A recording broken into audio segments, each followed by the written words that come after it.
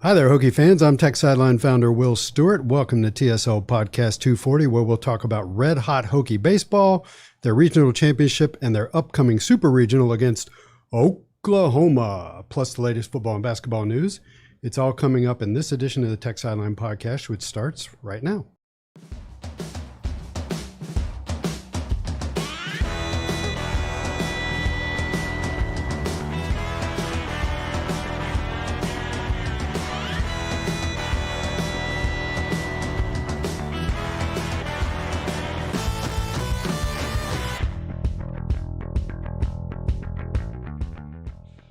Welcome to the thrill ride that is a TSL podcast hosted by yours truly. I'm not good at it and I don't prepare for it, but fortunately I'm surrounded by experts. So let's introduce you to them. So guys, I want to do something different this time. I don't know why. Trying to add a little levity to the podcast. So I'm going to introduce you almost like pro wrestling style. Oh, great. Although I don't watch a lot of pro wrestling, so I probably shouldn't say that. So we'll be a little dramatic. You ready? And humorous at the same time. Like in the left corner? Across the way, TSL managing editor and the man who loves Star Wars so much that one day he's going to write an entire article in Yoda speak. David Cunningham. Everybody clap. No, I'm just kidding. Don't clap.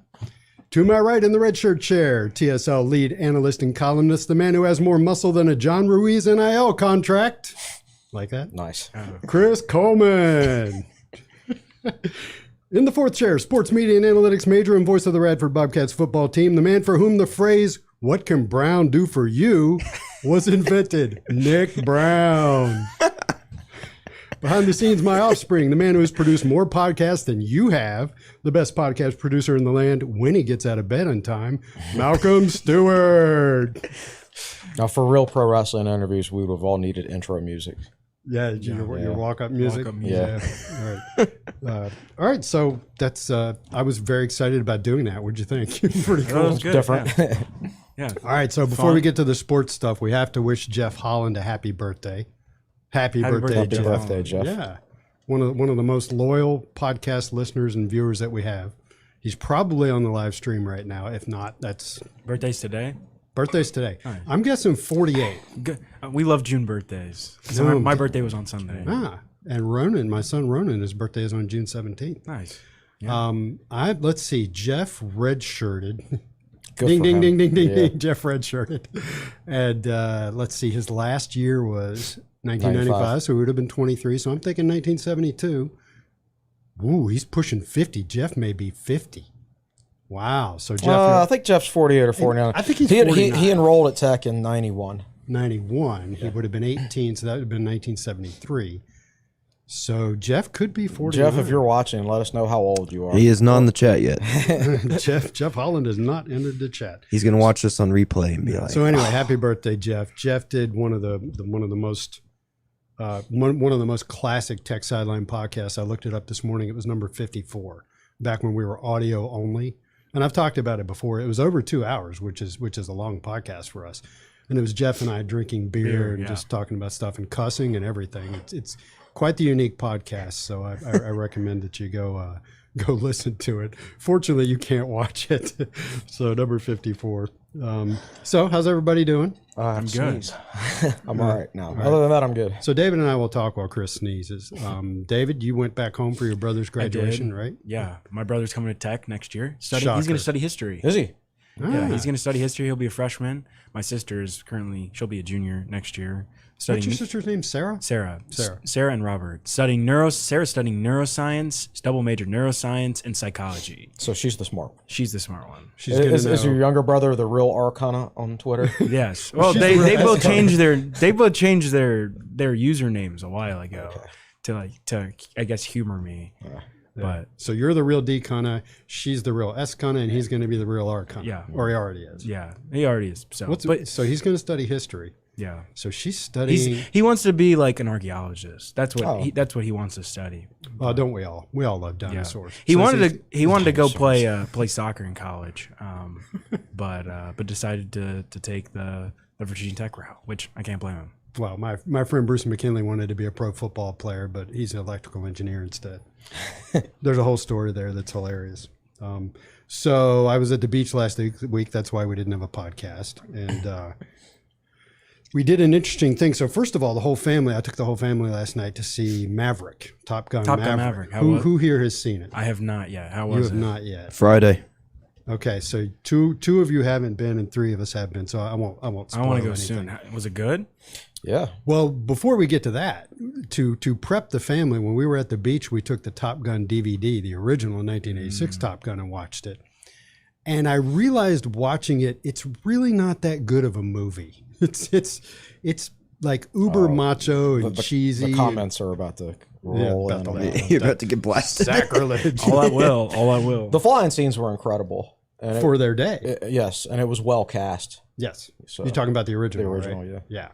So, but there's parts of it that are not that great, and so, but it was very cool to prep none of the kids in the family had seen it.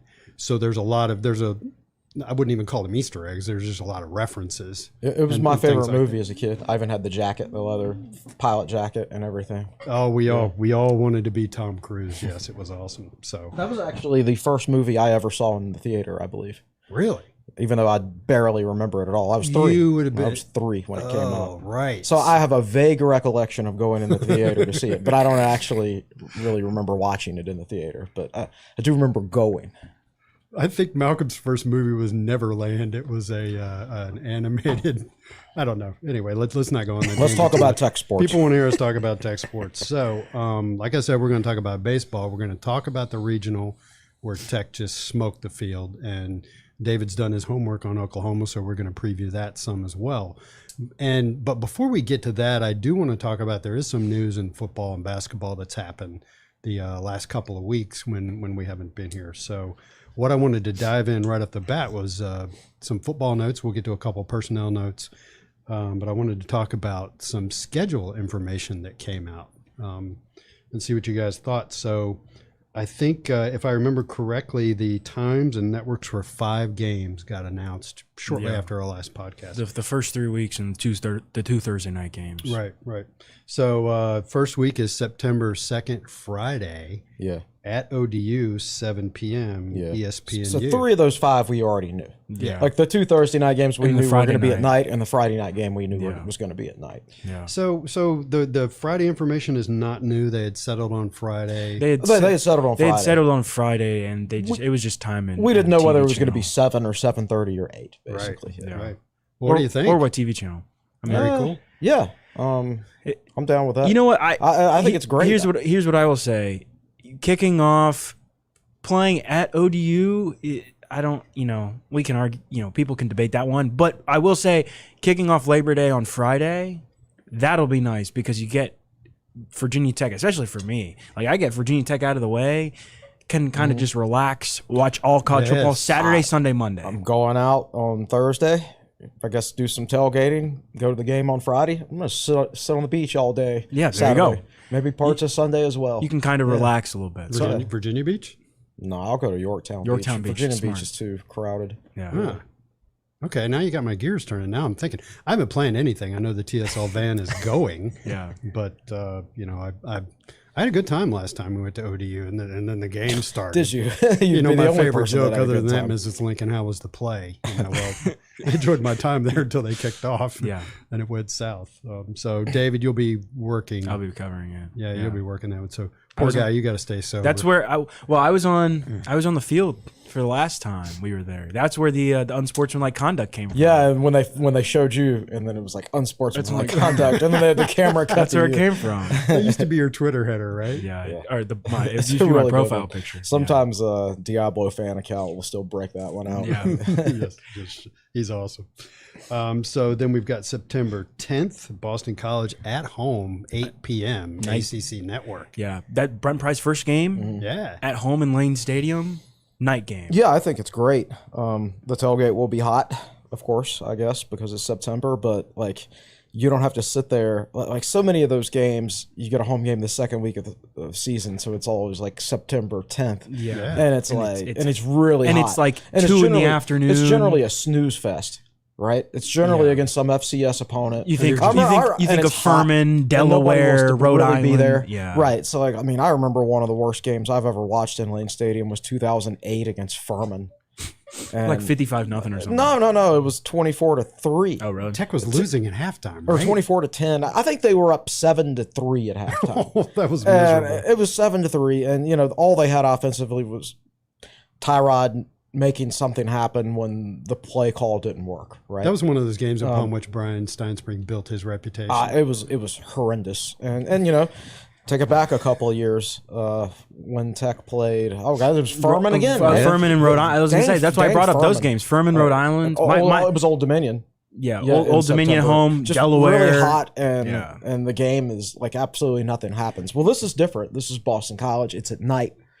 September night game should be really, really nice, and I think that's a good way to get the Brent Pry era started with a home night game. I think that's great. I think that's going to be pretty awesome. It'll be interesting to see what the dynamics are over on Center Street. If they allow it. That is that's a whole.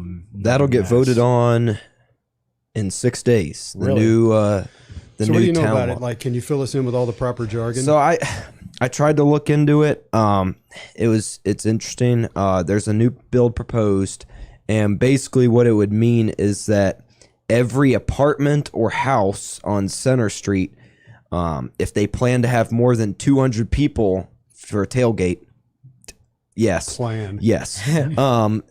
they will have to file for a weekend permit, and then they'll register the leader of the apartment, the owner or whatever. One guy will write his name down, and then So that guy's liable. and then that guy's if in someone complains about that specific apartment or house, then that guy gets in big trouble. He'll probably be slapped with a fine. I don't think he'll be arrested, but he'll probably get gets a a pretty big noise violation. fine. Yeah. And That so sounds like a mess. the worry is, the people tailgating right there at the actual Center Street lot, the donors, they won't care. Whatever. They'll let it go. Yeah. It'll be the townies that live across the street that'll be walking their little Schnitzu dog or biking on their bike in their biker shorts, and they'll complain, be like, there's too many people here. No, like if it's I don't know what Sorry, that was my black. I don't know what you could get like charged with for something like that. If it's a noise violation, I got a noise violation when I was in college,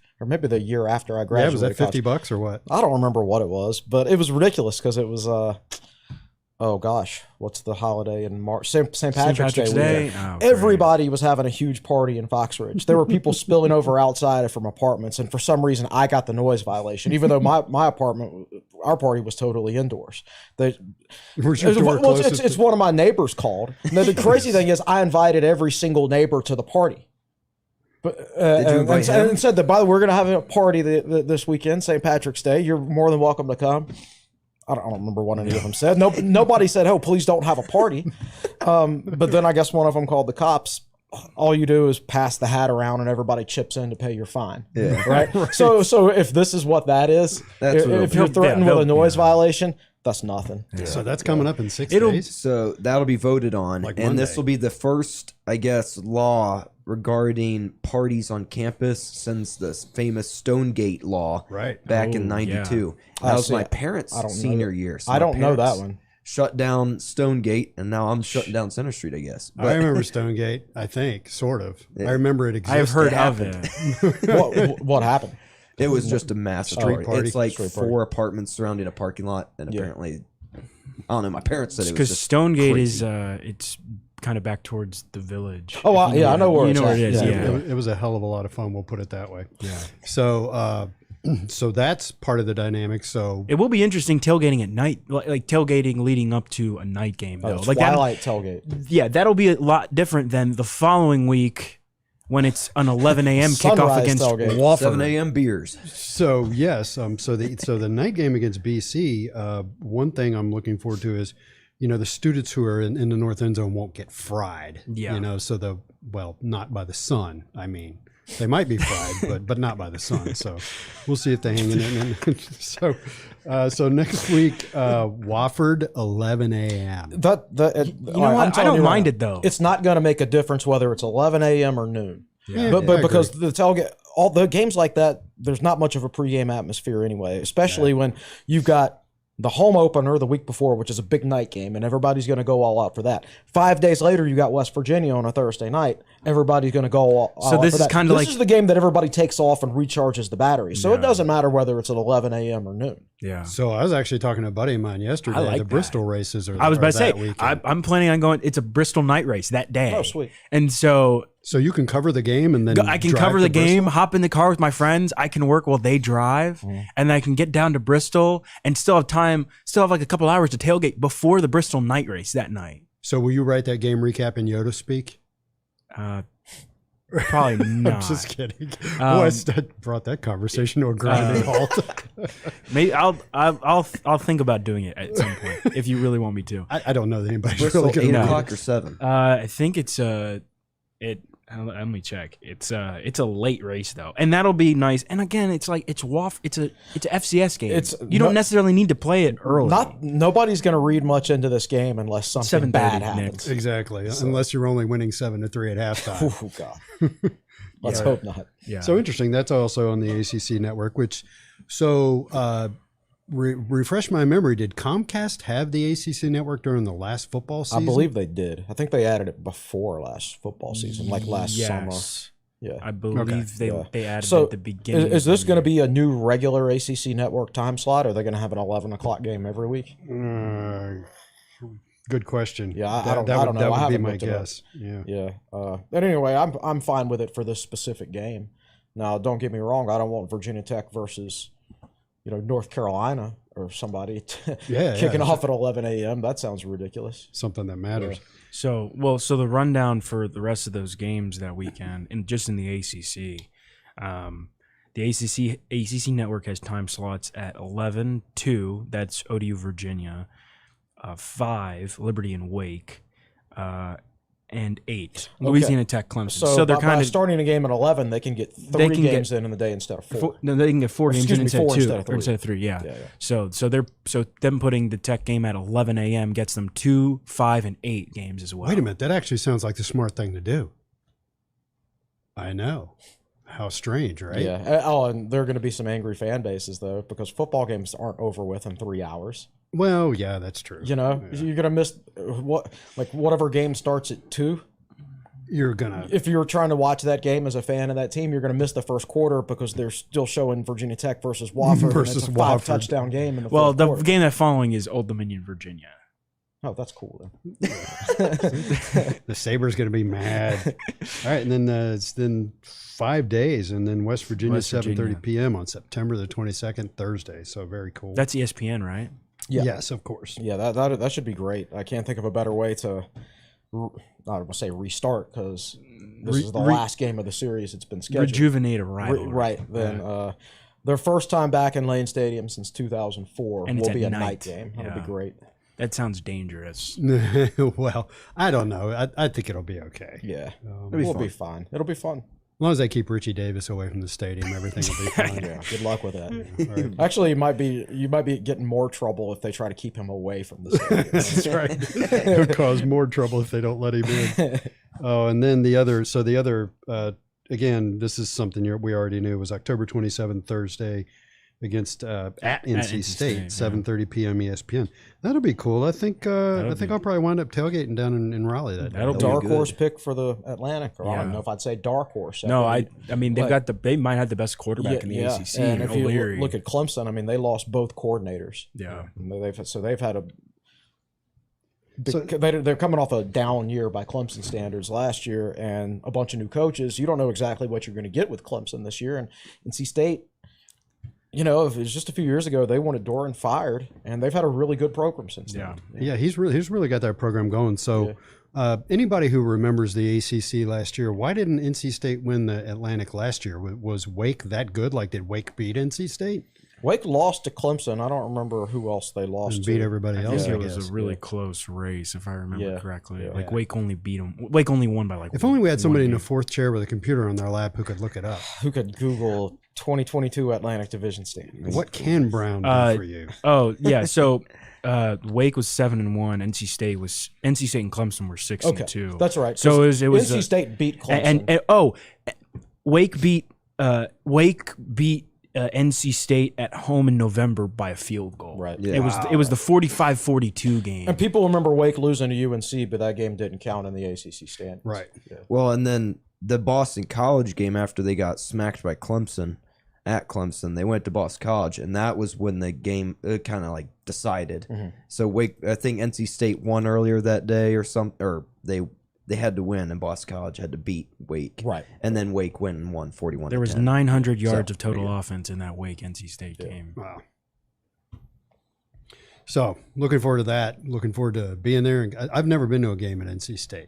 I haven't either. I have not either. I will. I mean, I went and covered the basketball game there this year, and I feel NC State. I feel like is a very similar fan base to Virginia Tech. Similar size stadiums. It's a state school. Yeah, they just get they're very rowdy and they're your very in-state diehards. rival is the hoity-toity academic university. You know, so Virginia Tech versus NC State. I feel like there's a lot of common ground there.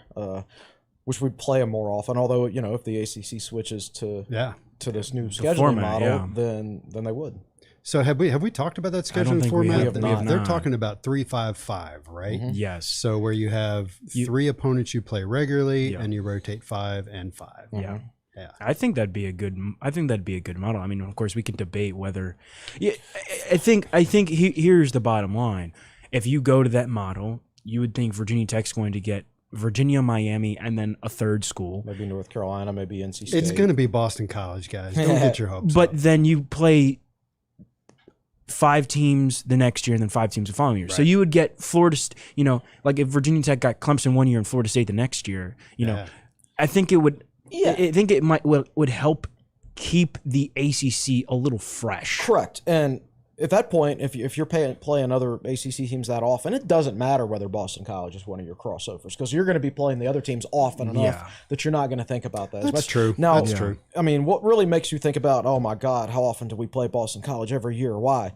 It's the fact that Florida State has not come to Lane Stadium since 2012. Yeah. Right. It's the fact that Louisville has never come to Lane. In fact, under the current scheduling model, they're not even scheduled to come to Lane Stadium. No, we've got future schedules on Tech Sideline in Louisville, and Lane Stadium is not there. Right. It's like and I don't even think would Tech have played them in 2020 were it not for COVID? I don't remember if that game I think was so. originally Yeah, Louisville scheduled. was a scheduled game. Clemson was a game that Tech wasn't supposed to host Clemson that year, and Tech picked up Clemson. So, I thought Tech did play Louisville during the COVID. They did. He was basically saying if it was no COVID, would they still play? Yeah. So it's like Notre Dame's not in the ACC for football, but we play Notre Dame more often than Florida State and Louisville. Yeah. And Clemson.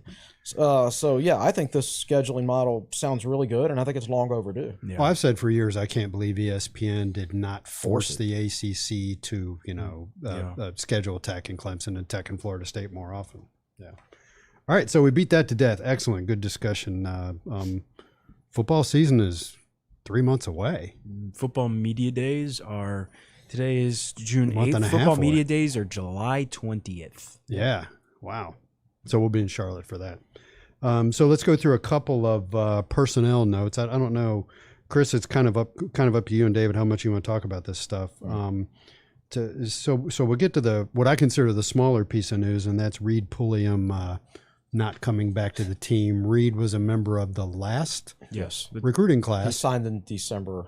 Signed in December, enrolled in January. Lasted a week or so on the team. Was not on the roster for spring football and is officially cut loose, according to Brent Pry. Some guys wash out of college after a semester. Some guys are out off the football team after a semester. Some guys wash out after a week or two, I guess. And I don't know what happened, but clearly Brent Pry has a very short leash. Yeah, we saw that with Rashad Purnell. So let's talk about Rashad. Another situation which seems kind of like a short leash. I don't think Pry would have offered Pulliam. If he had been. So Fuente offered him? Yes. Yeah, he was a Fuente offer, and he was the only linebacker that Virginia Tech signed. Of the class. So I don't really view him as a guy that Pry would have offered. Maybe I'm wrong. And when you're in a scholarship crunch and somebody gives you a reason for you to run them off, so to speak, and it's a guy you wouldn't have recruited in the first place, maybe your short leash in that case is intentional. Now, the one that surprised me is Purnell. Rashad Purnell. Rashad yeah. Purnell, defensive So- tackle from Highland Springs. And he announced What on was it, a day or 2 days after I wrote an article about Highland Springs, highlighting the fact that 100% of their players have gone on to successful college careers at Power 5 schools since the 2015 recruiting class. right, So within a day or two, I wrote like that. 6 for 6 or something like It was that. like 8 for 8. Yeah. And Purnell announces that he's not coming. not and coming. you're right. He announced his decommitment, which is His just wording was, I've got it in quotes here, I will be decommitting and reopening my recruitment. the actuality is Virginia Tech decommitted from Rashad Purnell. Yeah. Yes, they let him out of his letter. Pry had some comments on it last week to Andy Bitter and Mike Nizialek, and he said he just didn't feel good about it right now, and he didn't go into any details. detail. I don't know what the issue Yeah. was. But I know. clearly something off the field. I mean, I saw. Yeah, because I think Purnell's a good player, Yeah. and I think he's a good fit for the scheme from an important high school. I saw him. He was in Bull and Bones at the event the night before the spring game. He was at the spring game and got introduced to the Lane Stadium crowd. We got a picture of him waving to the crowd and everything like that. So I have no idea what happened. But again, it seems like, without knowing the details, a pretty short leash. Yeah. So that's something to monitor. It's going interesting. forward. I think it's interesting, especially because one of the things that it wasn't brought up frequently, but one of the things that was mentioned every now and then in the last era was discipline and how players weren't disciplined. And you tell the story of a player getting upset when he was disciplined. Right. And I think holding players accountable, I mean, not just in football, but across all sports, it's important. And, a short leash. Now, I got to say this. Tech fans were really angry with Justin Fuente when Cam Good enrolled and was gone within a month Yeah. because he was, not holding up to the standards of strength and conditioning in the offseason. Fuente took a lot of heat for basically I don't know whether that was a mutual decision or a Cam Good decision or a Justin Fuente decision, but it was obviously the coaching staff were trying to hold him to a very high standard, and then he eventually left, transferred to UCF. He's now transferred again to, I think, Michigan. So This was a good player that could not take Virginia Tech's strength and conditioning program. And Fuente caught a lot of heat for that incident. So here we see Brent Pry, again, short leash for a couple of these guys. So, I don't know. We'll see. Yeah. All right. So, moving on, let's talk about basketball and pop quiz. What's the big news in basketball? Since the last podcast, Justin Mutz. David Gasson. Justin Mutz coming back, finally announcing. And I don't know. I thought Mutz got robbed because his agent leaked it to Rothstein first. And then before Justin even got to do an interview, his dad talked to Mark Berman. So finally we got to hear from Justin. And Chris, you interviewed him. And what did he have to say about his decision to come back? It was one of those things. He told, what stood out to me is he said he felt good about his decision either way. He didn't come back because he had to. He came back because he wanted to. And that's really the quote that stood out to me. He could have played professional basketball this year overseas somewhere. Or maybe even in the G League. I don't know. But he told me he thought he had a really good summer going against some guys that are going to be picked in the NBA draft. So he feels like he's more confident in his game right now because he played well against those guys this summer. Yeah. And the thing about Justin from a professional basketball standpoint, at least as far as the NBA goes, he's 6'6", 6'7", power forward. That's not really projectable when it comes to the NBA. Yeah, I think shooting is probably where he needs to add a little bit more. Right. Yeah, if he wanted to be an undersized 4 at that level, he would have to improve his outside shooting. He's a good enough shooter right now. When you leave him open, he's a threat. You have to guard him. Yeah. Right. But he's not. It's still not NBA levels for an undersized power forward. So that would be something he could work on to improve his game. But at any rate, it's like, I always kind of assumed that Aluma would go. I didn't know about Mutz, but now, you're sitting there, what's the roster going to look like next year? You're trying to break it down. You're trying to figure out the rotations. You're trying to figure out how the team's going to play without Mutz. And he waited until basically the deadline to announce his decision or come up with this decision. So you haven't forgotten about him, but there reaches a point where you're like, yeah, he's probably not coming back. So I'm going to move on with my thinking. And now that he's decided to come back, in my mind, it's almost like getting an extra transfer. at Really the good end. transfer from the portal. At the end, because you weren't really expecting it. So very excited about it. I think it adds, but it brings a lot back. I think for so long we were looking at it as this is a Virginia Tech team. I think a lot of us, we were looking at it without Justin in the picture and just saying, what is this team going to look like without Justin's decision? And it was a team that needed some size. You bringing Grant Basili from Wright State in the front court. He can be your 5, but you needed a power forward. And I think that's also, David Gasson got up and left. He went to Kansas State. But so I missed that. Gasson transferred to Kansas State. Yeah. He was kind of waiting on, I think, Justin's decision, because I think if Justin had gone, he might have come back, because then I think it was to the point where he didn't really want to sit behind Justin Kansas anymore. State, interesting. So Mutt's coming back. It gives them the luxury of using Camden as a 3. Yeah, if they John feel the need to do Camden. that. There's also if he had not come back, and then Mutt's had not come, or excuse me, and Gasson had not come back. No. You're looking at you're talking about a completely different Virginia Tech front court from a personnel standpoint. Yeah. I mean, in the entire 2. Now there's at least some familiarity. There's You've some got a guy familiarity. who's played in the system for 2 years. Yeah. So David, name the starting 5 and what you see as the backups. I know Chris can do it. Okay. Sean Padua at the point, Hunter Couture and Darius Maddox on the wings, Justin Mutz at the 4, and Grant Basili at the 5. Right. Yep. And then who's backing him up? And you think about that, Sean Padua is the youngest guy. Right. The least sophomore. experienced guy, but he just sat. We saw how much he progressed towards the end of the season. We saw how good he is. And we saw how good. We got a flash of how good he is. And he sat behind and learned from Storm Murphy, a very experienced player in his own right. Darius Maddox, we saw flashes. We saw how good he can be, especially towards late in the season. Hunter Couture, need I say more? ACC tournaments, most outstanding player. And then Basili put up great numbers at Wright State, and he's got the body. We've talked about. He him can really before. shoot it. He can really shoot the ball. He's maybe a little upgrade from Aluma in some certain areas. Backups is interesting. I think Rodney Rice will add. He's a combo guard, so he's got a little bit more ball handling skills, but he can also be a guy that can slide out on the wing. And John Camden depends on kind of where Mike Young wants to use him. You can play him as a 3 because he's got that ball handling ability. He can shoot the ball, but you could also, in a smaller lineup, play him at the 4. And I think for minutes purposes, Maliho Poteet, try to say that nice a lot. He's gonna be the 5. He and Lynn Kidd are kind of gonna be the guys at the 5, providing some more front court depth. And I'm interested to see Lynn Kidd. And I know you talked about this a little bit in one of the last articles you wrote. I'm interested to see what steps Lynn Kidd can take this year, because this will be his 2nd year in the program. But he was at Clemson originally. What steps does he take to improve his game?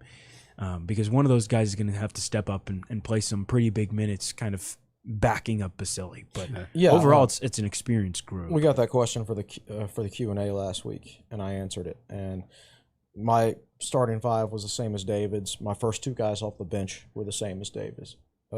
Which is Rice and Camden. Yeah, that's correct. Right. And Rice in the backcourt, because he can play all 3 of those positions. Yeah. He can conceivably come in for Hunter Couture, for Darius Maddox, or for Sean Padua. Yeah.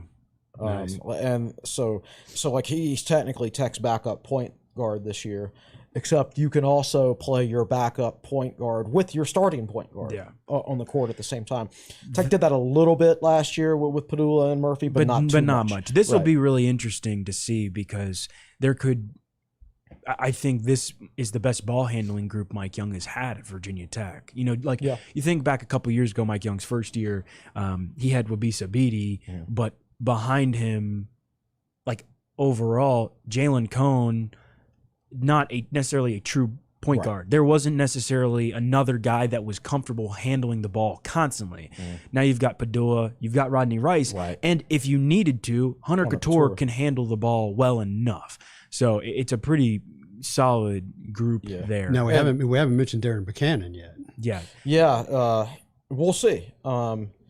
Minutes at that 4 spot are going to be interesting. How much do you play Camden there, or is he mostly a 3 right away? Yeah. I don't know. If he's mostly a 3 right away, and he's playing as more of a traditional small forward, then there is playing time available as much as backup. Right. Now the 8th man in the rotation, off the top of my head, is either going somebody's got a backup center, because nobody in those top 7 players that we just talked about are 5s. Yeah, that's why, and that's why I brought up Kid and Hokie. And I think it's whoever develops more over the summer, right? You know, and if you're playing a team of giants like Florida State and you need to go bigger, you know, a guy like Petit gives you some more options, because Basili could also drop down and play the 4 if you needed him to. If you wanted to go big, if you wanted to go really big. So I think there's more versatility to this roster than there was last year's roster as far as positional versatility. And I think one of the biggest pluses is that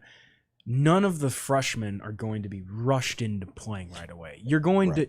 Obviously, Rodney Rice. He's going to play a lot, but he's not going to have to play 32 minutes a game. Yeah. Right. Darren Buchanan, if he gets his opportunity, same with MJ Collins or Patrick Wessler. Oh, I left out Collins. You know, I think those, you know, the wing is so loaded that you're not going to need MJ Collins to step in and play right away. Right. You're not going to need Patrick Wessler to step in and try to play right away. Those guys have time to develop. I think that's huge, because imagine if you don't get a guy like Justin Woods, or you don't get a guy like Basili out of the portal. You know, that's a position where you don't have much depth, and you might be having to play some freshmen some extra minutes. Now, theoretically speaking, because Tech has 3 centers who were upperclassmen, you could redshirt Patrick Wessler.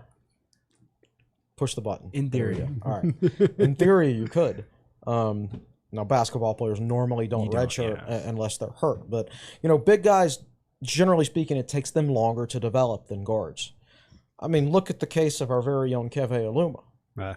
I mean, he was a good, solid player for Wofford. But he didn't come into his own. He was never a scorer until his 4th year in college, after he redshirted at Virginia Tech during his transfer year. Yeah. You know, he was not a double-figure scorer for Wofford. You can even go back to Zach Leday, who averaged like 3 or 4 points a game at South Florida. And then comes after here, he came to Virginia, redshirt. And then in his 4th year, it becomes a double-figure score. So Patrick Wessler is a guy who rated about the same, maybe even a little lower than, Lynn Kidd coming out of high school. And I know people see 7 feet right next to his name. I'm like, how much Virginia Tech basketball have you watched the last 20 years? Every 7-footer we've recruited has been a terrible basketball player. Yeah. And I'm not saying Patrick Wessler. Put some respect on Robert Crovendom. Oh, okay. Fair enough. The magical length border. Right. Okay. And I'm not saying Patrick Wessler is terrible. That's not what I'm saying at all. He's a developable player. But don't look at 7 feet and say he's going to be great. He's going to jump in already, because he's got some developing to do. Yeah. And if he chooses to take advantage of it, then I think he's going to have a chance to develop for a couple of years and then step in and be a good player for Virginia Tech. And they have the luxury of redshirting him this year, and I hope he's open to it. Basili has another year after this. He has a COVID year. Oh, he's got 2 more, right? If he chooses. If he wants them. Yeah. So I think there's a lot of... I think that's huge, that you don't have to necessarily rush a guy in if he's not prepared. If he turns out to develop really fast and be, you know, by all means. Talking about Wexler? Yeah. Wessler. Or, I mean, any of the freshmen, really. You know, if somebody comes out of the woodwork and just shines, you know, but I think it's really interesting the way you look at a guy like Darius Maddox. It took him a lot of time to learn the system. Right. Especially defensively. We've seen so many of these guys, like I think Jalen Cohn's a great example.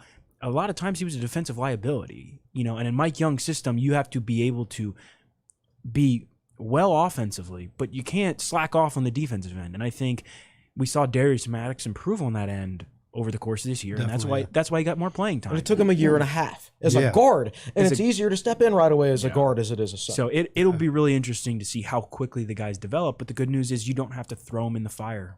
Now, that's true or false. Expectations will be higher for this team absolutely than they were true. Yeah, because I mean they just won the ACC. They won the ACC, and Mutz is coming back.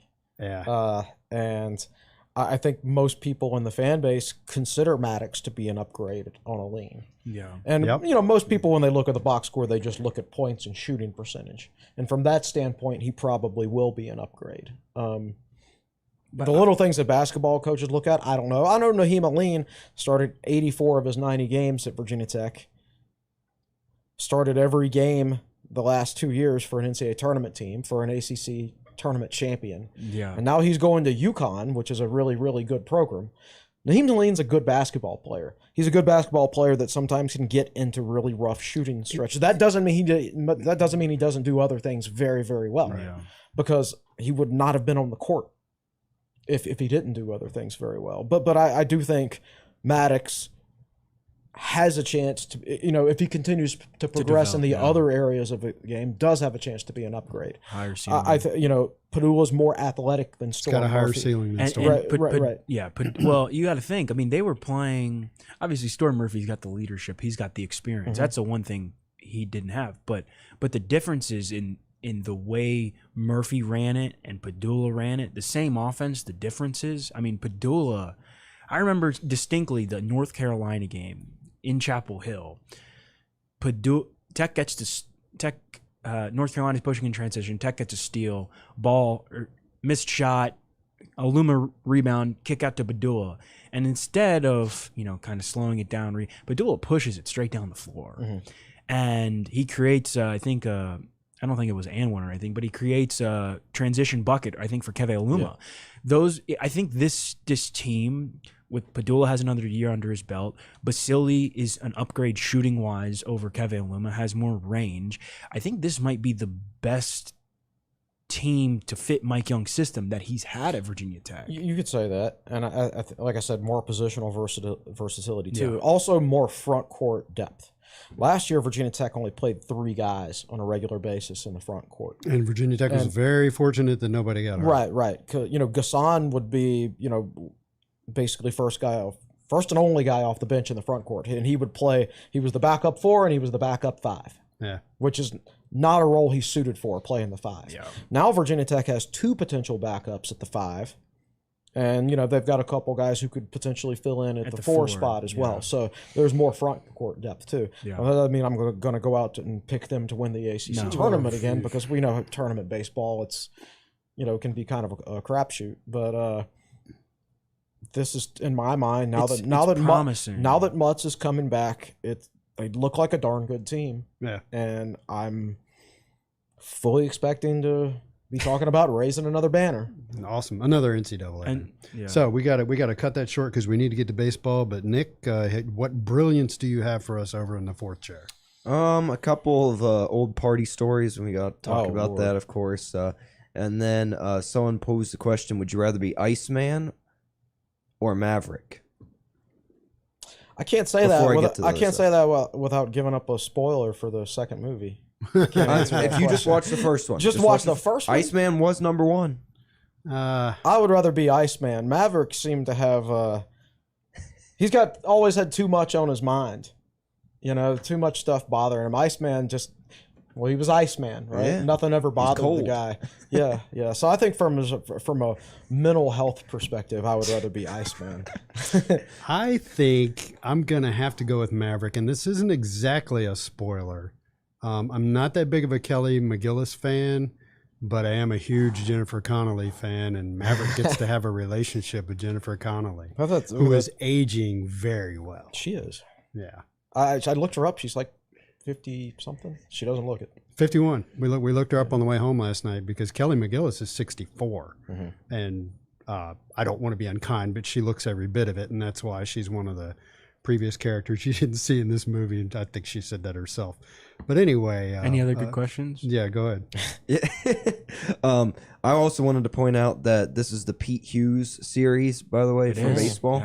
Yeah. So last time Oklahoma played. I thought he said PQs. No. Last time, the last year Oklahoma went to a super regional was 2013. They beat Virginia Tech to get there. Yeah, and then they stole our coach. And then he left right after that. Yeah, let's go. And he had a nice 127, 105, 1 record there. Yeah, it didn't work out for him there, but he's at Kansas State now. Yeah, and he was there when a lot of sanctions were happening with the program. It was a weird time. But yeah, he's rebuilding Kansas State and doing well. Of course, everybody's excited about your ticket rant coming on. We will get to that in the second half. And then Scott Glessner, of course, the man, myth, the legend, wanted to talk about football, and we were talking about it.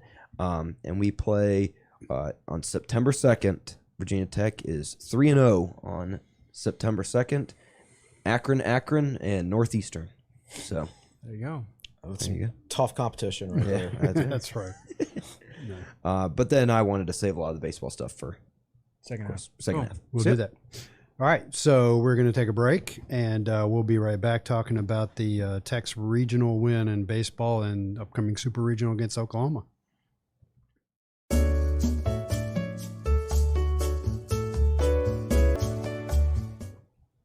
Welcome back to the Tech Sideline Podcast, where I am in day 3 of no Diet Mountain Dew. That's interesting. So I told a buddy of mine I'd given it up, and he said, "Why did you give up the green lady?" I Quite already called that. I drank Statue a of soda Liberty? this weekend for the first time in probably over a year. Were you bouncing off the walls after you did that? I needed something to. It was at a baseball game. Yeah, and 4.5 hour needed baseball something game. to pour something else in, so I bought a soda. Gotcha. Smart man. Yeah. All right. So, by the way, I meant to mention that Chris is overtaking you as the TV personality of Tech Well, I Sideline. wasn't there. Chris got some. That's true. He wasn't I there. wasn't there. He probably would have caught like 5 foul balls if he'd been there. Take a break, man, and you lose the throne. You just can't do You know it. who's getting all the home run balls in regionals this past week? It was Avon. Really? Yeah, oh yeah, Russian Hokie I think he's photographer. tweeted that he got 2 of them. Yeah, because Two he's got a bases. little stand out there in left center where he takes pictures from. Huh. So I think it was He took some really the good pictures. this Schobel weekend. and the I forget which 2 home runs he caught. Cade Hunter, maybe? Yeah, maybe I don't remember, but he got 2 of them. He rolled out there and after they were hit and found the ball. Nice. Yeah, so he didn't catch them per se. Right. Okay. Yeah. Gotcha. Shout out Russian Hokie. Great Yeah. Yeah. photos. Well, he got a softball. He got a from the, softball one too. and So, it was Jamie Bailey's, right? And I think so, yes. Yes, it was Jamie and he Bailey's. returned it. So we're going to talk about some of those home runs. All right, so let's talk about the regional. 3 scores: Virginia Tech 15, Wright State 9, Virginia Tech 24, Columbia 4. Oddly enough, Tech was losing 2-1 after 3 innings. Yeah. Virginia Tech 7, Columbia 2. So that is a combined score of 46-15, which is video game numbers. Yep. So let's go over the Wright State game. Virginia Tech 15, Wright State 9. I thought the key to that game was Christian Worley coming in, and that game was back and forth.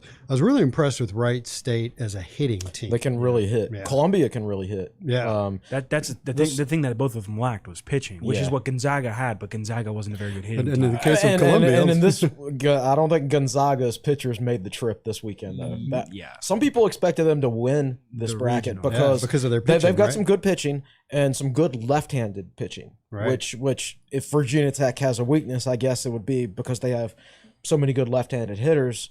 If they face a really good left-handed pitcher, like you saw in the ACC tournament, it could cause some issues. But Virginia Tech did not have to play Gonzaga, as it turned out, because they lost It's almost to like Columbia they weren't twice. there. Yeah, props to Columbia, man. I know that 24-4 game was rough, but they came into Blacksburg Columbia and was played well. Columbia. Yeah. I mean, you got to think Ivy League champs. Yeah. Well, the Ivy League didn't even have sports for Last like year. 1 year Last- or yeah. 2 Well, years. so they 2 didn't years play ago. 2 years ago, and then last year they had a 20-game conference. Oh, they did, Right. huh? Oh, They- okay. but no 20 non-conference. Think about that. 20 games, 20 games in is baseball. nothing. And baseball's nothing. baseball's all about rhythm. Yeah. Man, so these guys. I mean, I think they finished top 50 RPI. I mean, they're a solid group, and I know everybody's making fun of them and the left fielder for all those outfield plays. But they also didn't play under the lights. they at all. hadn't played a night game since March 19th. Okay, so I mean, and in their first game on Friday when they got to Blacksburg again, it was a 1 night game o'clock. because the Ivy League doesn't play night games. Right. They don't play Friday night games. They play like double headers on Saturday and Saturday afternoons, and then a single game on Sundays. So, I mean, you basically it's just something they weren't used to. Is catching fly balls in the lights. And when those balls went up, it wasn't even completely dark. It was kind of twilight, which is probably the toughest time to catch them. They didn't have any trouble once the sun went completely down. Okay. But anyway, I thought Columbia came in and Same with Wright competed State. well. Right? I mean, dude, that was a long game, and 4 hours and like almost 4.5 hours. one you got to think Tech. One of those innings was 59 minutes against the Yes. Wright State game. Yeah, well, and Tech threw Drew Hackenberg. Mhm. and he was good for 3 innings, and then Wright State started to hit him. And I think I'm interested to see the way John Sheff rotates his pitchers this weekend. Yeah. If it's going to be, you're playing the same team at least twice, maybe a third game, I would assume, like if I were the coach, I would go back to the normal routine of Green on Friday, Same. Hackenberg on Saturday, just to get them back into that routine. Well, that's 2 games in a row now where Hackenberg's been okay, and then Well, it's 2 games in a row where the other team has now seen him more than once. North Carolina, he did pitch really well against North Carolina in the regular season. Played him in the ACC tournament. They had already seen him one time. He pitched great against Wright State in the regular season.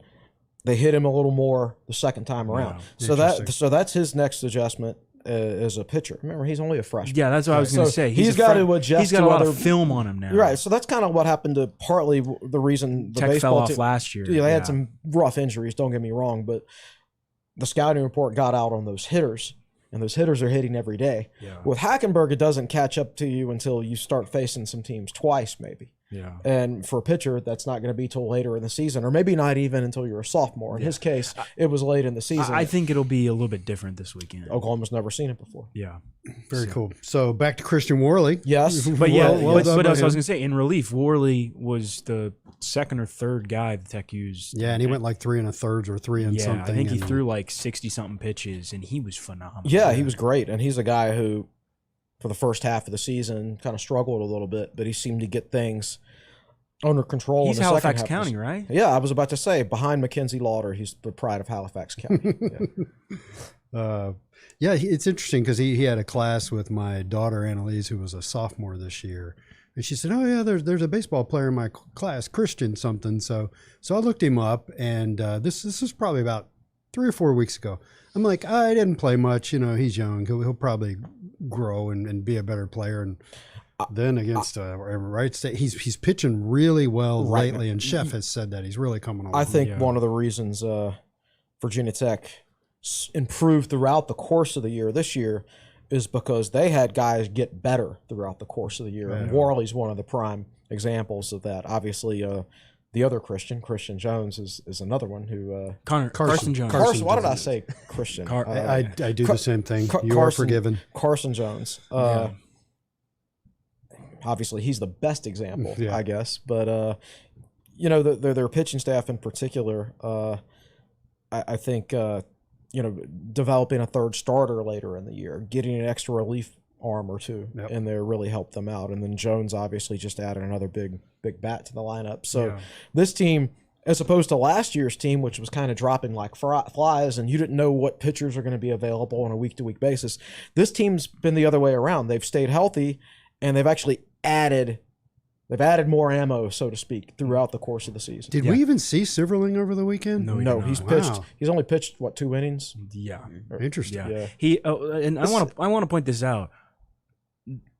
After the top of the 5th, it was a 5-5 game. Yeah. I mean, it was close. I was sweating. Yeah. Then the Hokies shelled out 5 runs. Yeah, Tech got up 5-0. Yeah, and then they powered back with 5. I mean, Tech went through 6 different pitchers, and Worley was the 5th pitcher. Tech right. used.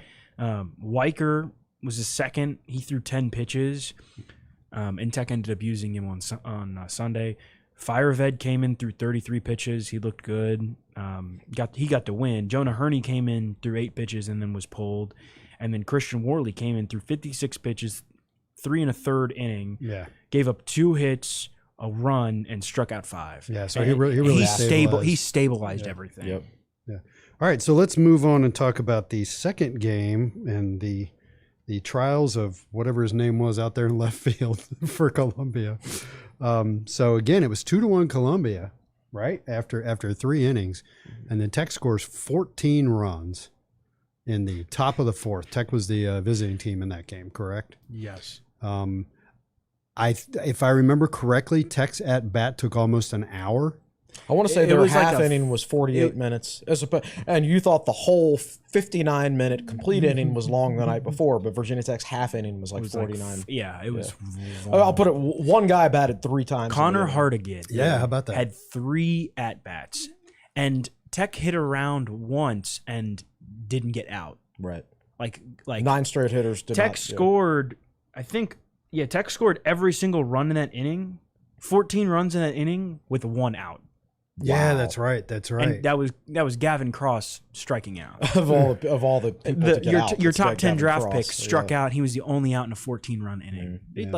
That's impressive. So some stats that came out after that, if I'm remembering it correctly, were those are the most runs in a postseason inning in something like 22 years. Yeah. Yeah. LSU had scored more like long time ago. It's not the most ever for Tech in a half inning. They had 17 runs in an inning back in 1989. Now, Chris, it's the most in the ACC era. yes, definitely. Now, Chris Hiron's got a little bit crossed up on Twitter. He thought that the Howard game that I always talk about back in 1986, it ended up 30-0. That was not 17 runs in one inning. That was 10 runs in one inning. Mm-hmm. So that's just a ton of runs, and you saw several scores like that around college baseball. I didn't think anybody would in the regionals or in the NCAA tournament would score 24 runs in a game until the very next day when Oklahoma State scored 29.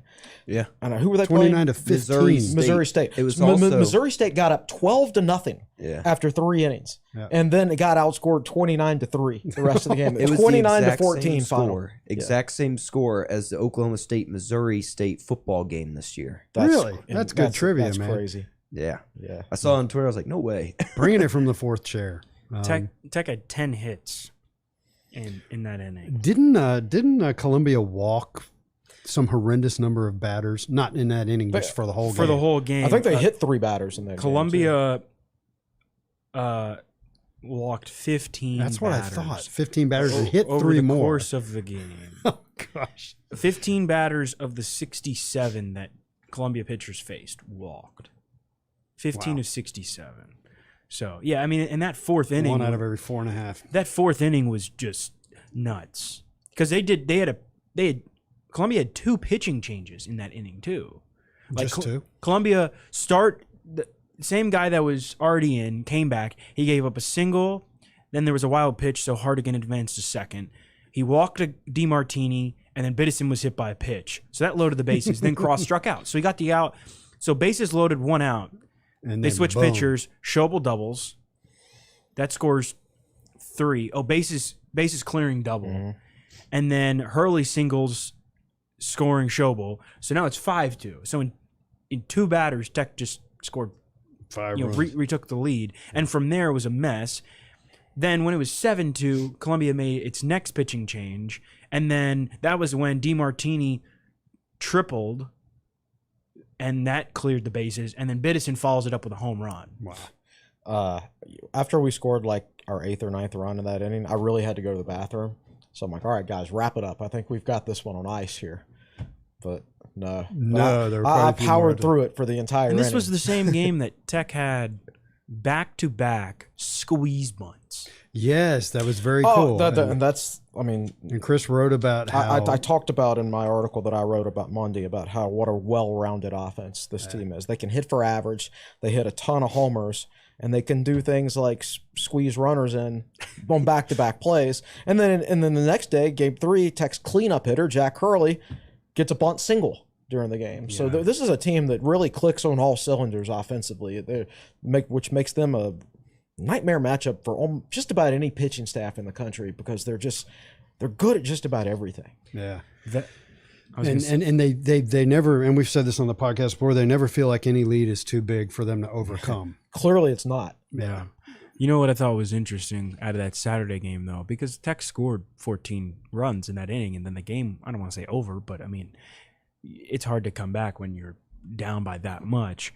But that was another game where Griffin Green only threw 2 innings, gave up 5 runs. That's another starter. Mm-hmm. And then Jordan Gieber came in and stabilized everything. Mm-hmm. And then Tech used Ryan Okuda, Sean Fisher, Grant Umberger, and Brady Kertner. But that was when the game was put away for the most part. Just getting guys some reps. But, I mean, that's another game where the bullpen, the guys out of the bullpen, and this time it was Jordan Gieber, who's the Sunday starter usually, came in, stabilized the game. And I think that is, you're going to face times where you give up some runs in the postseason. You have to have guys that can steady everything. And Sunday's game was a bullpen game. Yeah. So talk about the bats all you want. Yes, they were awesome, but like the bullpen itself might be the MVP of that series. Yeah. For what they accomplished. I mean, they started Metz and he went 4 2/3, a career high, and I thought pitched outstanding. 80 pitches, 4 strikeouts, only gave up 3 hits and a run. Right. Did a career, great job. Yeah, career high, innings pitched. And this is a guy who's a former walk-on. He's a fifth-year guy, right? Fifth-year guy. Yeah. He was a former walk-on when Chef took over in 2018, or that first season, 2018. So then Tech wins, beats Columbia 7-2 on Sunday to take the regional. It was 3-1. These are the only notes I have about the game. It was 3-1. Then Carson DiMartini blew it up and with a 3-run homer. Correct. And then Biddison. Then Biddison homers on the next pitch. Right. And I want to ask you, did you see how hard Gavin Cross swung at the next pitch? He wanted to make it 3 pitches in a row. I will say this. I don't like some people like I guess my dad couldn't watch the game because where he lives they don't really have a high-speed internet. And this was an ESPN Plus game. But that pitcher that Columbia brought in and shut Tech down for a couple innings, he didn't throw hard. Sejan May. Yeah. He's got a really odd throwing motion. And it's really, I mean, sitting first row right behind home plate, it's really difficult to pick up that ball coming off the hand. He's almost got a sidearm throwing motion, except he's throwing from overhand. It's really hard to explain if you couldn't see it live. And he came in and struck out the first batter, which I believe was DiMartini. Or no, it was Hardigan. And Hardigan is walking back to the dugout, and he talks to DiMartini, who's in the on deck circle, and he makes this motion with his arm, which is kind of like it's coming out from over here, but you can't really tell. It's really hard to pick up that ball coming out of his hand. As soon as Tech got through the order one time and everybody had faced him once, that's when those back-to-back homers happened. Yeah, because he struck out Hardigan and DiMartini back-to-back to end the inning. Right. And then that bottom of the fourth, Biddison flew out. He walked across, but Schobel popped up and Hurley flew out. And then when they came around again, Hunter struck out, Jones walked, Malinowski struck out.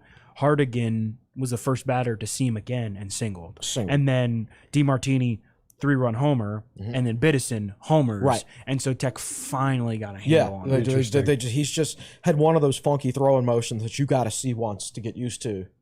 But he did, and then you can start teeing off on him because the guy didn't throw very hard. And there wasn't much variance in the speed of his pitches either. Yeah. It seemed like his fastball was like 86 and his off speed was like 82.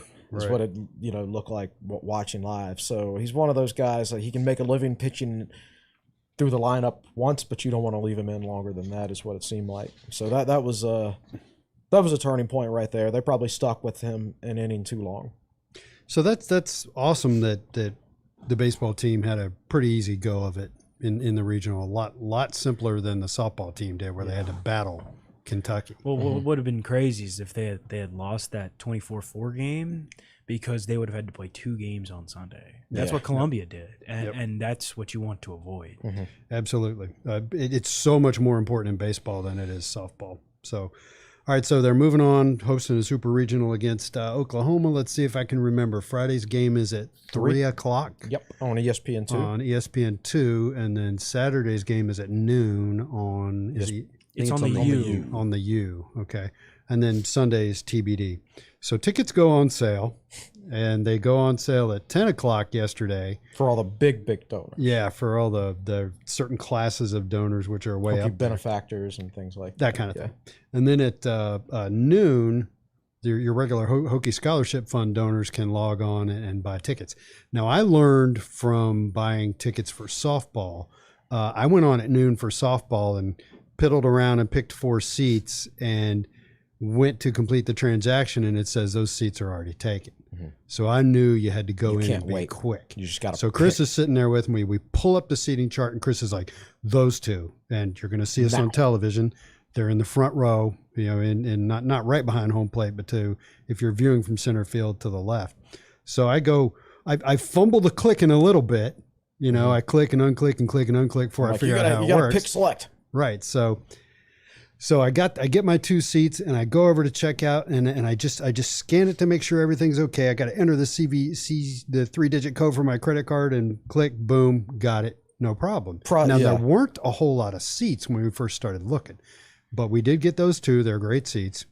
And then I went back in and looked, and there were like 5 singles left. And by like 12:03. It was that fast.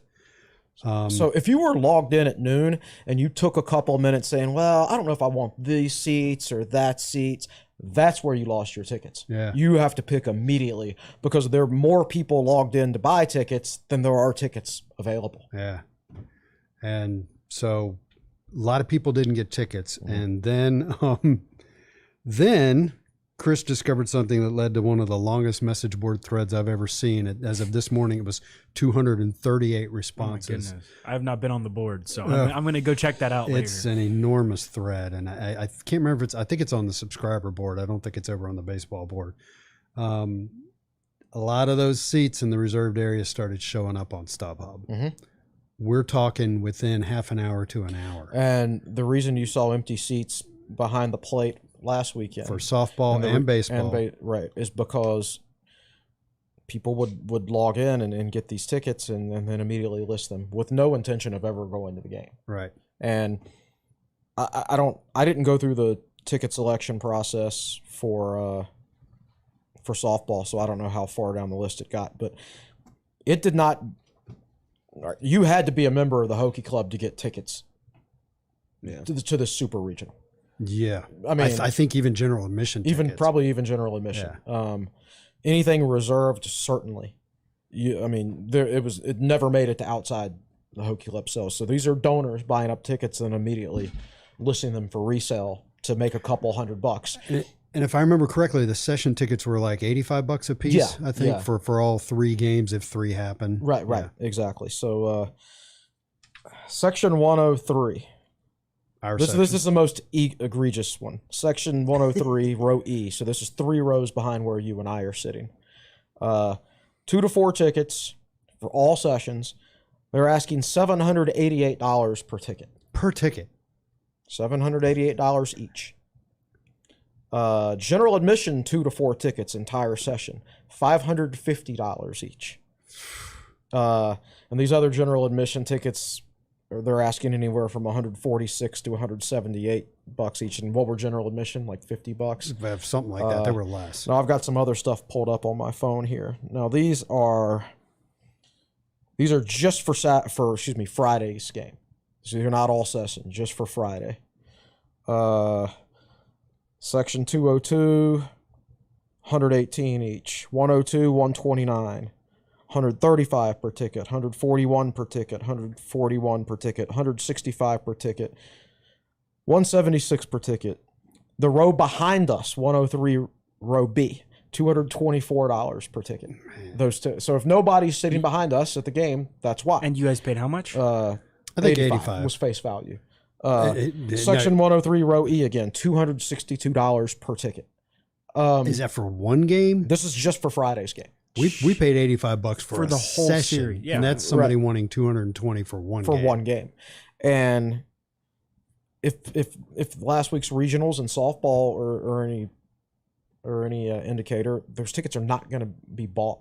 I had a former Tech baseball player hit me up last night, and he was a good player for Tech. He played in the minors for like 6 years. Good player. He was expecting Tech to make super regionals, so he booked his hotel in advance. Yikes. And then couldn't get tickets.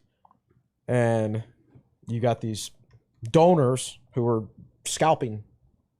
And I think when your school motto is ut prosum, I just think that's bad form to screw Tech fans who actually want to go to the game out of tickets. I mean, if you're that hard up for cash, you shouldn't even be donating in the first place, right? Yeah. So I just think it's a bad look. And I had a few people come out and say, oh, you should see the prices for UNC and Tennessee. Well, we're not UNC or Tennessee. Stop comparing yourself to those fan bases. Yeah. I mean, this is for a limited seating event. I just think it's absolutely ridiculous. So this is the first time the school has ever been to super regionals, and you're going to screw over other Tech fans who actually want to go to the game. And I like just you think said, that's poor form. these aren't like bots or like professional scalpers that Yeah, are out front of the football games. These are the donors that are doing You this. have to be a member of the Hokie Club Yeah. to get these tickets. Yeah. So this isn't someone who like coded a bot to go and buy like 10 tickets. Yeah. And then is trying to resell them. No, that's what makes this all more wrong. Right. Yeah, Not wrong, and I'm a just big believer in capitalism and Yeah. everybody's right to make money, but so this is not something I'm irate about. I just think that's pretty uncool. Yeah, I just think it's poor form. Yeah, It's like it's skeevy. So yeah, it's, and the thing is, they're not going to make money off of it. Not that much. Yeah, They're no one's certainly gonna not buy going to sell. Well, I mean, there's so many empty seats on television yeah, for the softball and for regionals last week that clearly those tickets are not getting sold. Yeah. So it's people who have enough money that they could risk buying tickets and not selling them, and then be like, "Oh well, I didn't need that money anyway. I just did it so maybe I could make a couple $100." And that's just completely screwing over fans who actually want to go. So it's quite possible that some of the people that did that are listening to this podcast, but that's the way it is. That's the way we That's feel. how I feel about it. Well, when you posted that screenshot yesterday, that was for one game, right? The screenshot you posted. I don't remember. I think it was for one game. I think you're when I right. saw- I think it was for Friday's game. The average price has dropped $50 since that. Yeah, tweet. imagine that. Nobody's. So you have I don't know, done the people's StubHub. work. Do you set the price for your tickets yourself Yeah, on you StubHub? said, and if nobody's buying them, you can drop the price and everything like that. So, I mean, they'll drop these as the week goes down. $788 tickets are not going to stay $788 all week. At least if the person who's buying them pays any attention, who bought them paid and listed them pays any attention. I don't know, and I see people again. I see people saying you should see the UNC and Tennessee prices. Well, stop comparing yourself to the UNC fan base, which supports athletic programs that don't go to class. right, and stop comparing yourself to Tennessee fans, which has got to be the biggest loon fan base I've ever seen. Well, they're expecting. to win We are national Virginia championship. Tech fans. You should hold yourself to a higher standard when your school motto is "Ut Prosum," and you should look out for.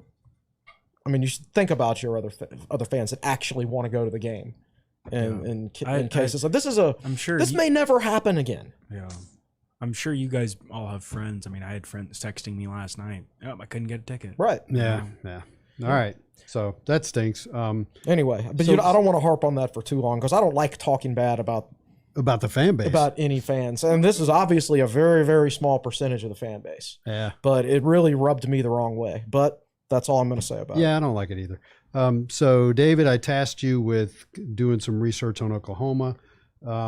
Let's not turn this into a half-hour thing. Kind of give us the gist of it. Like in the conversation about the regional, I noticed that good left-handed pitching can be a problem for Virginia Tech.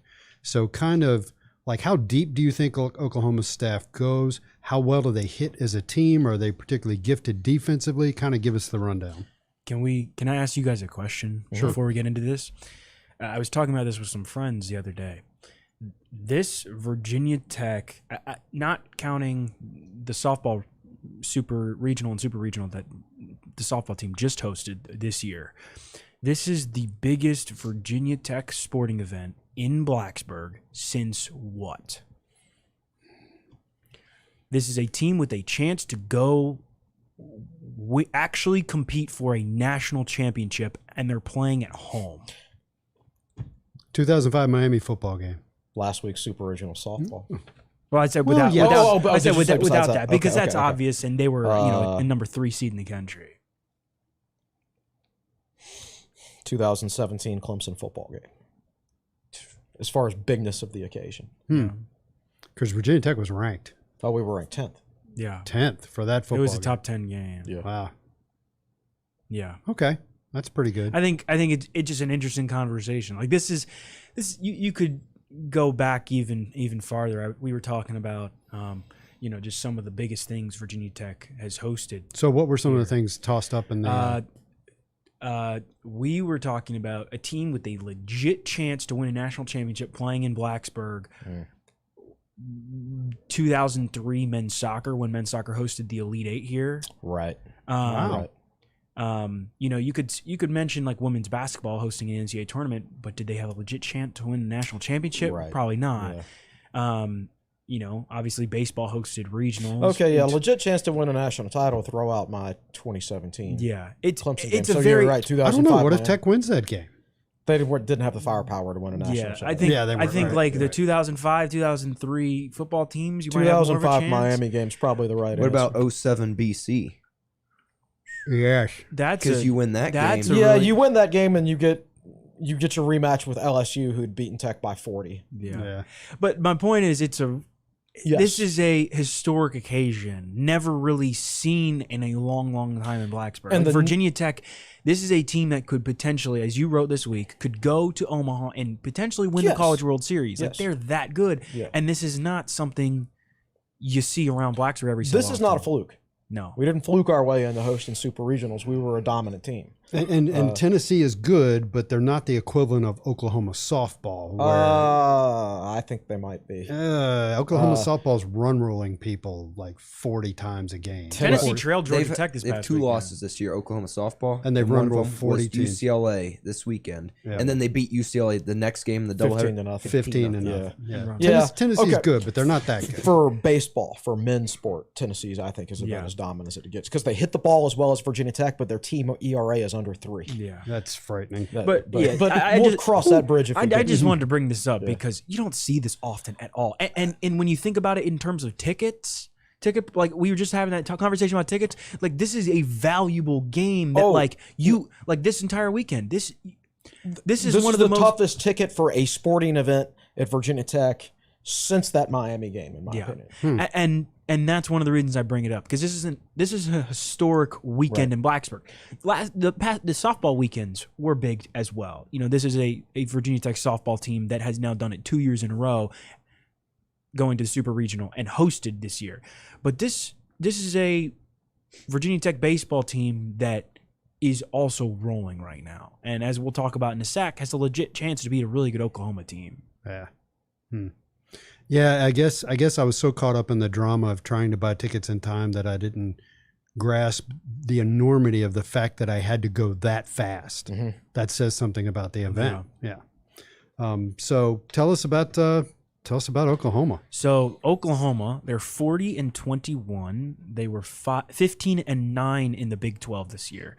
They are the Big 12 tournament champions. They beat Texas 8-1 in that game, in the Big 12 championship game. To give you perspective of overall Oklahoma, Virginia Tech had 7 players on the All ACC teams this year. Oklahoma had 8 on the All Big 12 teams. So. Their team ERA. Actually, let me get to this first.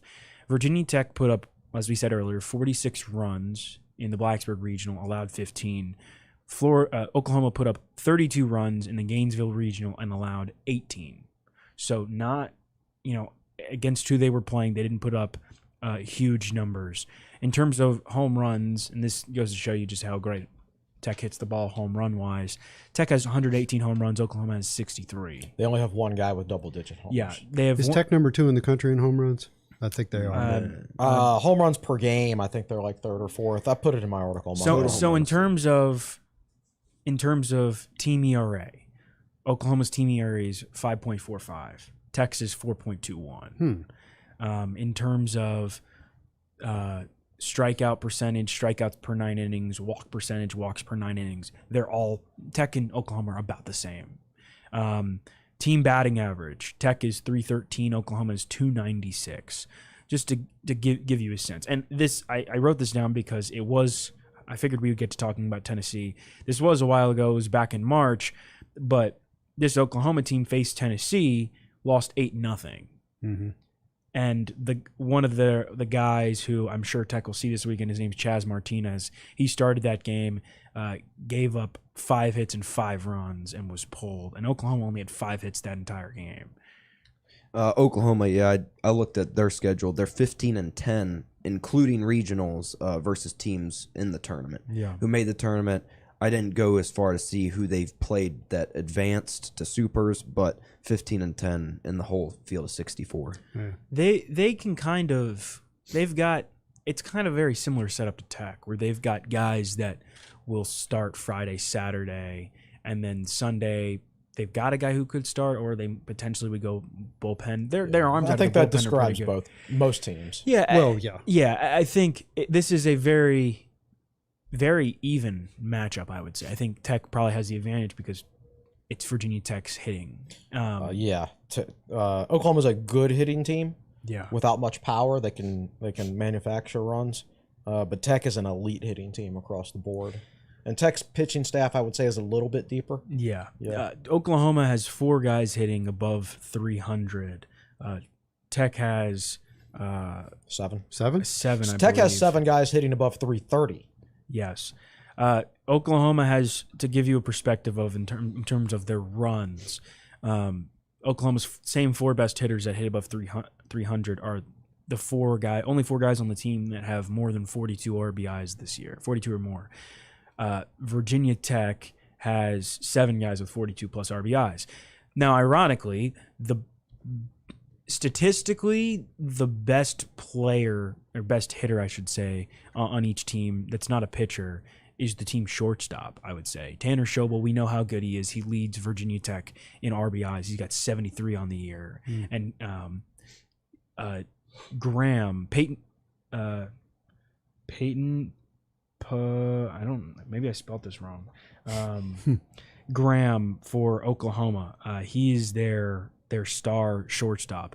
Ironically, he and Tanner Schobel are 2 of the 6 guys that earned or were on the Brooks Wallace Award for the nation's top They're shortstop. finalists for the He award. was Yeah. first team All Big 12 championship most outstanding player. He's hitting 338 this year. Golden Spikes Award watch list. He's their go-to guy. He's the only guy he's got 19 home runs. Nobody else has double digits for Oklahoma. Interesting. Wow. So it's very, again, as Chris said, they're probably not as deep pitching-wise. In terms of hitting, they've got guys that can hit the ball, but they're not necessarily hitting for power. They get on base. So it's a really good team, and I think like defensively they're pretty solid. Their pitchers, they've got a couple guys that are really good. Like Jake Bennett, I think, is their ace, if that's what you want to call him. He's a left-hander. He's got a 3.69 ERA. Okay. So he's really good. And that's the matchup to keep an eye on. I don't know whether he's going to pitch Friday or Saturday. Probably Friday, but if Tech can beat him, if they can beat Oklahoma's left-handed ace, because remember Tech's got a left-handed heavy lineup. If they can beat Oklahoma's left-handed ace, and then get to their righties for the rest of the weekend, that's Looking good. That's a great sign. Peyton Graham, he's the guy. So yeah, Oklahoma. Their team ERA is a little bit higher, but they've got a couple different guys that they can throw in, and their arms are for the most part pretty experienced. Though they do have a handful of they had 3 freshmen make the all freshman team in the Big 12. So it'll be really interesting. I think it'll be a pretty even matchup across the board. I think Oklahoma's a very good team. All the statistical data you could pull suggests that they're not as good as Virginia Tech. Yeah. That said, they are good enough to take 2 out of 3 They from are Virginia good Tech enough, because yes. this is baseball. Yeah. And that's just the nature of the sport. So if Virginia Tech makes it through, it's another big accomplishment for the program. I will point out that before regionals this past weekend, Oklahoma was 8-7 on the road this year, and Yes. Virginia Tech is 32-5. 32 32 and 5 and 5 at home. I looked Right. it So up. so now Oklahoma went 3-1 over the weekend, including 2 out of 3 against Florida. So they played 3 true road games over the weekend in regionals, plus a neutral matchup against whatever other team they played. Yeah. So they are now, I think O is Liberty. yeah, it was Liberty. So they are 10-8 on the road this year in true road games. Yeah. And And Virginia Tech is 32-5 at home. Yeah. Like, it's baseball. You never know what's going to happen. But considering the home record for Virginia Tech, the road record for Oklahoma, and digging through all the statistical data, I would say there's a 70% chance Tech gets through. Yeah. I was going to say 65%. Somebody ran the there's this a guy on Twitter who runs the analytics. I retweeted it earlier, and he gave Tech I think a 68% chance to win. I was close. There you go. I said 65%. 65. Yeah, you guys are both in the ballpark. I think, and to your point, it's going to come. I think, as we saw, I think Virginia Tech's bullpen, just like this past weekend, is going to be crucial. Mm-hmm. And I think it's even more important that Griffin Green, Drew Hackenberg kind of get off on the right foot. But you know what might be the a thing that could swing the series is the fans, the crowd. I mean, that if you have 3,000, 4,000 people in English Field. It'll be over 4,000. They had 4,000. I didn't check the attendance levels for this past weekend, but I know there were. It didn't over reach 4,000. 4,000. It did not. I thought Tell they you said for what, one of the games. I've watched some of East Carolina, Virginia, and the East Carolina fans were outstanding. They are loud. Yeah, and I watched some of Oklahoma State and I think it was Oklahoma State and whoever Arkansas, they were playing. the last game was Yes, bonkers. now, that crowd was nuts. Those are the baseball Arkansas fan bases whose baseball teams have been good for quite a while. Yeah, They know. So the recorded attendance for the Sunday game was 2,600, 2,663. Really? So yeah, I think it'll be Seemed like a lot more than that. Yeah, but to my point, I think, this is Virginia Tech has an opportunity to do something it's never done before, and it's not like its back's against the wall. It is in a good position to do so. You're playing at home. You're the better team. You've got some of the best talent that's ever walked through this program. Mm-hmm. Can you take that next step and get to a College World Series? Right. Yeah, and I think the atmosphere is going to be great. And let me say this about regionals this past weekend. If you go back to the only other time Virginia Tech hosted regionals back in 2013, the crowd was great on Friday night, but it stunk the rest of the weekend. Well, Tech lost. They did lose the first game, but the fans didn't show up the rest of the weekend. Yeah, so remember, I looked these numbers up, and I remember them. The attendance for that Friday night game was over 3,000. Mm-hmm. And then on Saturday, it was 1,800, and Sunday, it was 1,200. Right. So the fan base bailed. And from what we understood at the time, that was one of the reasons Pete Hughes left. He's like, we had a great season, and they showed up one night, and because we lost one game, they just bailed on us. Yeah. So he bounced to Oklahoma. First offer he got after that, They didn't bail. I mean, yes, Tech won the first game, but the crowd was good the whole weekend. It was consistent the whole weekend. Yeah. So that's a good. That's a good sign. Atlantic Union Bank Park and English Field has become a great place to watch a game. It really is. Yeah. It looked obviously wasn't there, but I mean every angle they kind of showed on TV, except for what was right behind the plate was filled up. Yeah. I mean the terrace, third base line, the terrace, all everywhere down the third base line. I mean the grass was. Hey, so let me throw this out there. I don't want to start a mob scene, but you can watch the game from outside the fence on the third base and there's line. some people that are doing that. I mean, you get a great view. You can also sit on the hill. Up. There's some people. There's two trees out there, and some people have set a hammock up between the two trees. Yeah. So there. What about? I wanted to ask you how many people were behind the home run fence on that hill, next to the jumbotron. It was a decent amount. I didn't really pay a lot of attention to it from out there. But you could do that too if you want to. Yeah, you can do that. So there are places if you can't get a ticket. Get there early and get a spot in the front row right behind the fence behind third base. Yeah, that's good. You have a great view of the game. It's a good view from out there. It really is. Yeah, we're not. You have to look through a fence, but it's pretty bring a good for Well, I now. have to look through a fence right behind home plate. Bring a camp chair, do whatever you want. Yeah. But we were the day that I think it was a softball regional weekend. We went over and watched some of Tech playing Duke over at English Field, and on the walk over, I noticed that outside that fence on that third baseline, you got a good view of the game. Mm-hmm. So, pile in, man! Everybody, show up. The best part is you can bring a cooler with whatever drinks you want. Whatever you want. That's true, right? That's true. And 3:00 game. It's not quite as good a tailgating opportunity if it was a 7:00 game, but you can make a nice day. It's a reason to get out of work on Friday. It's a reason to not work on Friday. Yeah. And you could and people always say, oh, the spring game. It's like if you're off your game because you haven't tailgated in 5 months. It's a chance to practice. This is a chance. This is another chance to get back on your tailgating game. How was it? Were there good tailgates on this past weekend for regional? I went to PK's. Okay, hey, good choice. I think this week though, I'll be trying to hunt down a tailgate, or maybe have my own. Who knows? So Friday, high of 77. There is very little chance of rain during the day, but at night it increases to 60% at night. Oh, You're that's talking fine. 3 The o'clock game will be over by 7. We hope Yeah. so. Yeah. God Well, willing. you know, And then Saturday, and I'm going by the weather.com app, which my wife hates. She always tells me to use AccuWeather, but here I am.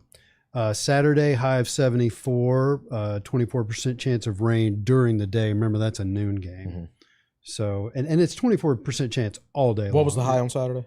74. Oh, that's great. Yeah. Mostly cloudy, slight chance of a rain shower. So Yeah, that- should be good weather for Yeah. Yeah, for so weather. I use weather.gov because it kind of shows you how the rain goes up and down throughout the weekend. I tweeted this yesterday.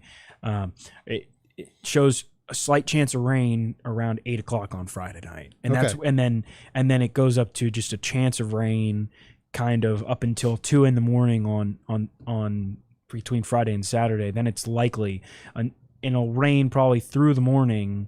But you got to remember, this is also a turf field. Yeah. And they'll put a thing Field's over. not a problem. They'll yeah. put a thing over the mound, and it'll be great weather for the rest of the Even weekend. the dirt is synthetic on that field. I don't know Yeah. if you ever get a chance to go on that field, pick up some of the dirt. Yeah. It feels really funny. Yeah. In your hand. Interesting. Yeah. So All right. should be great weather. Should be a great weekend. We hope it ends up successful for the Hokies. So we're going to toss it over to Nick over in the fourth chair. We've been going for like almost an hour and 45 here. So what you A lot got, to Nick? talk about. I wanted to give a big first shout out to Brady Kurtner, the Christiansburg native. He redshirted, and he got the final 2 outs in the 24-4 game. So that was super cool That's for right. him. I know Coach Chef afterwards said something about him. And His mom started That's following great. me on Twitter yesterday. too. yeah, By the way, if you're watching on YouTube, Nick has a VTSMA sweatshirt on, Sports Media and Analytics Program. So I like the old school font. That's Very nice. sweet. sponsored by the Southwest Virginia store. Very nice. He did well. I'm jealous. Someone else also mentioned you're talking about great moments that hosted women's soccer Elite 8 versus Yeah. Santa Clara. Right. That's There's true. another Yeah. good one. But I also want to talk a little bit about baseball. So the ACC went 18-12 over the weekend. Only 4 teams advanced. 4 teams, but Out I mean, of think about it. 9. That's we'll call it the Sweet 16, which is in effect what Yeah. super regionals are. That's 25% of the Sweet 16. Yeah, that's pretty So good. it's So who? It's that's- Virginia that's- Tech, North Carolina, Notre Dame, and who? Louisville. Louisville. Will have So to they go to ended up Texas beating Michigan. A&M. Notre Dame's got to go to Tennessee. Go Irish. Yeah, and then then the last North one, Carolina hosts North Arkansas. Carolina will get to host again. I of don't. course. I mean, yes, Virginia Tech needs to take care of business. I don't care if you hate Notre Dame. I personally don't, but if you do, I don't care. You need to be rooting for them. Well, You need hard. Tennessee to be eliminated. Right, Well, right. here's your reason. So Georgia Tech was up 5-3 in game 1 of the 2. That the necessary would have been the 2. Right. They're up 5-3 entering the top of the 9th. Wow. Tennessee got rolling. They won the game 9-6. Well, the guy hit the go-ahead home run or whatever, and was rounding the base and was giving the Georgia Tech outfielders the finger all the way around. Yeah. So I mean, you don't. I feel like people that hate Notre Dame. I don't understand If you're a what- Tech fan, you should hate Tennessee. yeah, you probably should more. hate Tennessee way more than Notre Dame because their players act like that. Yeah. Well, and you have more. There's more history between Tech and Tennessee. I don't know. Whatever. So that's your reason right there. They give the outfielders. Imagine the they middle play finger for it. battle at Bristol, but they play baseball there. That's interesting. Oh my God. They play baseball be able in, to see in the Bristol ball. Motor Speedway. No. Where's the ball?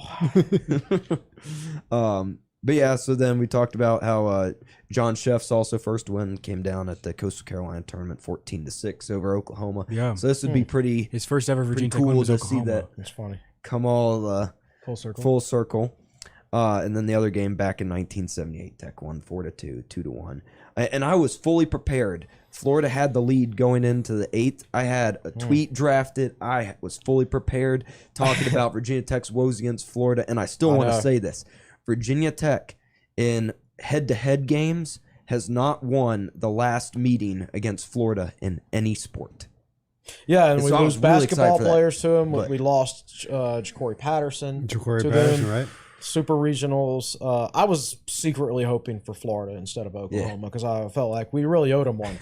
We're due, as I say. Yeah. Law of averages has to come back in our favor. yeah. At some Well, point, right? it's weighing heavily after, Yeah. after Dorian Finney-Smith, Jalen Hudson went to Florida. uh, Kerry Blackshear yeah. went to Florida. What is that? But yeah, so Ja'Cory Patterson. women's basketball lost their last meeting, got annihilated by Not Florida. knocked men's basketball out. Men's of the NCAA. Men's basketball, of Softball. course, softball. I even went back. Oh shoot! Oh yeah, volleyball back in 2001, lost 3-0 sets, got swept, and then football in 1985. They've played twice. One was in the 50s, and then 1985. I think Emmett Smith was playing for Florida back then in Yep, 1985. so I think I hate Florida now too. So yep, there you go. And then, but so I was secretly hoping it would be them because we owe them a lot. yeah. so I had that tweet. I was like, oh Yeah, and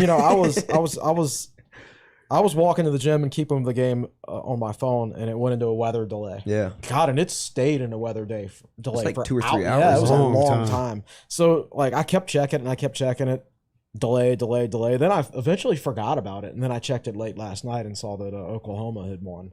But that was an exciting game in the late innings. Yeah. And then my last 2 stats.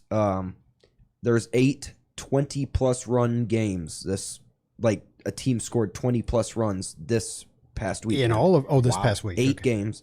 And Virginia Tech was second in scored runs this weekend, behind Auburn, who had 51. They went 19, And Auburn played 21, Florida State. and then 11. Yeah, they Auburn smacked annihilated Florida State. Florida State. 21-7, and That's then too beat. bad. Yeah, darn. And they have a parking garage. I saw a picture about them. They have a parking garage, Yeah. like going down the third baseline, and it was filled with people watching This the is game. at Auburn. Really? That's cool. Those colleges in the Deep South take their baseball very They seriously. take golf I sports remember, very seriously. I remember being no, they don't. Listen to this story. I remember being. I was down in Atlanta for the Chick-fil-A Bowl against Tennessee, Georgia. Georgia. Yeah, this was 2006, and this was after the game. Like the next day, I'm at a bar, and there's a Clemson fan sitting next to me, random Clemson fan there, and we were talking about football, of course, because obviously football is very important to Clemson, and then we started talking about basketball, and he was like, I don't care about basketball. I'd rather win baseball games, and that's how a lot of those Deep South teams feel. They would rather. I mean, basketball makes them more money because of television contracts. But I bet at some places you could see for like a really big baseball game, you could see more people in attendance at a bat than you do at like your regular basketball game. I think it was Auburn that I saw this. Their stadium holds 7,000 fans. Yeah. And that's And common. they had people outside the stadium, Right, too. yeah, right. That's crazy. And then, of course, Virginia Tech is going to be the highest ever finish in the Directors' Cup. Great season, athletic. Texas has the chance to win, to tie the record for most national championships in a year. They Really? have 4 so far. Wow. And so if they win, they have to win baseball and softball. But they do have the chance. They've and they won- upsetted Stanford's 25 straight years Right. of winning it. So, Yeah. so Texas is like Virginia Tech on steroids right now. Yes. Like historically awesome at football and not Nah. meh. Not They're good kind of- right now. I mean, not saying they're bad or anything No, else, they're- but yeah. they're known for football, right? And now they can't win football games, at least not nearly as many as Texas should be winning. But they're awesome at everything else. Yeah. So in case you missed it, Nick said that Stanford won 25 straight Directors' Cups, and Texas won it last year. This year. They've won it this year. And that Did did they win it last year? Yeah, I win think last the year, too? string got broken last year. Sure you could be. Somebody's got to do that research. So Texas has this year 2 of the national championships Texas has won: men's golf and rowing. Yeah. Hey, men's golf is actually very impressive. That was a big Stanford ring. See, now there, we got to too. look this up before we sign off. 2020-21 You know, he's got a computer. Directors Y'all don't I have got to do it. this on your Cup phone. I'm looking her standings. up. Oh, not that one. Notre Dame's also in the, well, not in the running, but right now they're ranked 4th. Oh, and women's tennis. And then I think outdoor track and field was their 4th national That sounds championship. about right. Yeah. Yeah, you were right. Texas did beat them last year. Did beat them last year. No. Okay, broke their string. How about that though? I mean, I get hired and Virginia Tech goes off and has its greatest year of sports ever. Yes. We're doing your right. employee review soon, and you will You get can a you can put that on your handsome raise. All right, folks, we got to sign off. We've been at it for like I think an hour and 50 minutes. So Thanks for listening and or watching, and appreciate everybody's expert input to bolster my mediocre hosting. And this has been Tech Sideline Podcast 240. Appreciate it, and we'll see you again soon.